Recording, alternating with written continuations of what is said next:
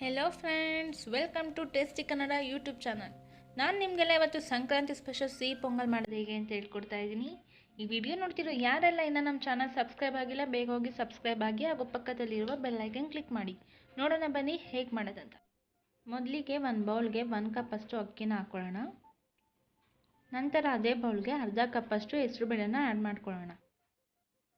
ಇವಾಗ ಇವೆರಡಕ್ಕೂ ಸ್ವಲ್ಪ ನೀರನ್ನ ಆ್ಯಡ್ ಮಾಡಿಕೊಂಡು ಇವೆರಡನ್ನು ಚೆನ್ನಾಗಿ ವಾಶ್ ಮಾಡ್ಕೊಳ್ಳೋಣ. ನೋಡಿ, ಈ ರೀತಿ ಚೆನ್ನಾಗಿ ವಾಶ್ ಮಾಡಿ. ಇವಾಗ ವಾಶ್ ಮಾಡಿರೋ ಅಕ್ಕಿ ಮತ್ತು ಹೆಸರುಬೇಳೆನ ಕುಕ್ಕರ್ಗೆ ಆ್ಯಡ್ ಮಾಡ್ಕೊಳ್ಳೋಣ.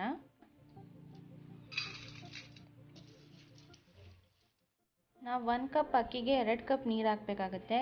ಇದು ಪೊಂಗಲ್ ಆಗಿರೋದ್ರಿಂದ ನಾವು ಇನ್ನೊಂದು ಕಪ್ ಎಕ್ಸ್ಟ್ರಾನೇ ಆ್ಯಡ್ ಮಾಡ್ಕೊಳ್ಳೋಣ. 3 ಕಪ್ ವಾಟರ್ ಹಾಕಿ.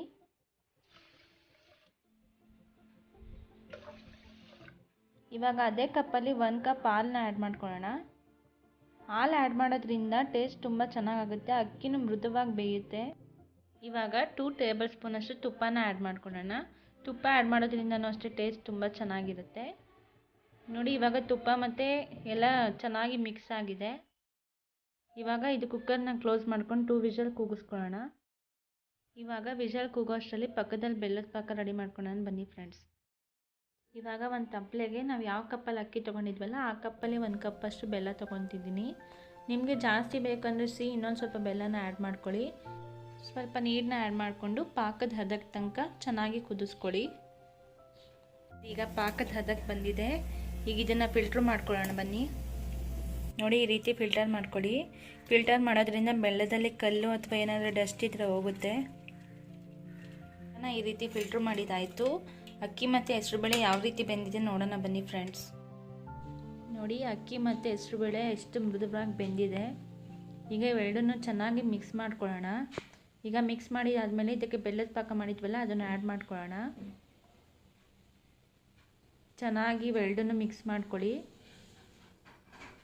ಸ್ವಲ್ಪ ನೀರು ಜಾಸ್ತಿನೇ ಇರಲಿ, ಯಾಕಂದರೆ ಅದು ತಣ್ಣಗಾದ್ಮೇಲೆ ಸ್ವಲ್ಪ ಗಟ್ಟಿ ಆಗಿಬಿಡುತ್ತೆ. ಅದಕ್ಕೆ ಸ್ವಲ್ಪ ನೀರು ಜಾಸ್ತಿನೇ ಹಾಕ್ಕೊಳ್ಳಿ. ಇವಾಗ ಸ್ವಲ್ಪ ಕಾಯಿ ತುರಿ ಆ್ಯಡ್ ಮಾಡ್ಕೊಳ್ಳಿ. ಬೇಕಾದವ್ರು ಕೊಬ್ಬರಿ ತುರಿ ಕೂಡ ಆ್ಯಡ್ ಮಾಡ್ಕೋಬೋದು, ಬಟ್ ತೆಂಗಿನ ತುರಿ ಆ್ಯಡ್ ಮಾಡಿದ್ರೆ ಸ್ವಲ್ಪ ಚೆನ್ನಾಗಿರುತ್ತೆ ಟೇಸ್ಟು. ಸೊ ನಾನು ಕಾಯಿ ತುರಿನ ಆ್ಯಡ್ ಮಾಡ್ಕೊಂಡಿದ್ದೀನಿ. ಈಗ ಇದು ಸ್ವಲ್ಪ ಬೇಯೋ ಅಷ್ಟರಲ್ಲಿ ಪಕ್ಕದಲ್ಲಿ ದ್ರಾಕ್ಷಿ ಮತ್ತು ಗೋಡಂಬಿನ ಫ್ರೈ ಮಾಡ್ಕೊಂಬರೋಣ ಬನ್ನಿ ಫ್ರೆಂಡ್ಸ್. ಇವಾಗ ಒಂದು ಫ್ರೈ ಪ್ಯಾನ್ಗೆ ಸ್ವಲ್ಪ ತುಪ್ಪನ ಹಾಕಿ. ಈಗ ತುಪ್ಪ ಚೆನ್ನಾಗಿ ಕಾದ್ಮೇಲೆ ಗೋಡಂಬಿ ಹಾಕಿ ಚೆನ್ನಾಗಿ ಫ್ರೈ ಮಾಡಿ. ಈಗ ಗೋಡಂಬಿ ಚೆನ್ನಾಗಿ ಫ್ರೈ ಆಯಿತು. ಇದಕ್ಕೆ ಸ್ವಲ್ಪ ದ್ರಾಕ್ಷಿ ಹಾಕ್ಕೊಳ್ಳಿ. ಈಗ ದ್ರಾಕ್ಷಿನ ಚೆನ್ನಾಗಿ ಫ್ರೈ ಮಾಡಿ. ಈಗ ದ್ರಾಕ್ಷಿ ಗೋಡಂಬಿ ಚೆನ್ನಾಗಿ ಫ್ರೈ ಆಗಿದೆ. ಇದನ್ನು ಪೊಂಗಲ್ಗೆ ಆ್ಯಡ್ ಮಾಡ್ಕೊಳ್ಳೋಣ. ಆಗ ಈ ರೀತಿ ಪೊಂಗಲ್ಗೆ ಆ್ಯಡ್ ಮಾಡ್ಕೊಳ್ಳಿ. ಇವಾಗ ಚೆನ್ನಾಗಿ ಮಿಕ್ಸ್ ಮಾಡ್ಕೊಳ್ಳಿ. ನೋಡಿ, ಇವಾಗ ಸ್ವಲ್ಪ ಏಲಕ್ಕಿ ಪುಡಿನೂ ಆ್ಯಡ್ ಮಾಡ್ಕೊಳ್ಳೋಣ. ಸ್ಮೆಲ್ ಸಖತ್ತಾಗಿರುತ್ತೆ ಏಲಕ್ಕಿ ಆ್ಯಡ್ ಮಾಡೋದ್ರಿಂದ. ಸ್ವಲ್ಪ ಜಾಸ್ತಿನೇ ಆ್ಯಡ್ ಮಾಡ್ಕೊಳ್ಳಿ. ನೋಡಿ, ಈ ರೀತಿ ಚೆನ್ನಾಗಿ ಮಿಕ್ಸ್ ಮಾಡಿ. ನೋಡಿದ್ರಲ್ವ ಪೊಂಗಲ್ ಎಷ್ಟು ಸಖತ್ತಾಗಿದೆ ಅಂತ. ನೋಡಿ, ಎಷ್ಟು ತೆಳ್ಳಗೆ ಎಷ್ಟು ಚೆನ್ನಾಗಾಗಿದೆ. ಈಗ ಸ್ವಲ್ಪ ಬಿಟ್ಟರೆ ಇನ್ನೂ ಗಟ್ಟಿ ಆಗುತ್ತೆ, ಅದಕ್ಕೆ ಇಷ್ಟು ತೆಳ್ಳಗೆ ಮಾಡಿರೋದು. ನೋಡಿ ಫ್ರೆಂಡ್ಸ್, ಇವಾಗ ಪೊಂಗಲ್ ರೆಡಿಯಾಗಿದೆ. ಇದನ್ನು ಸರ್ವ್ ಮಾಡೋಣ ಬನ್ನಿ.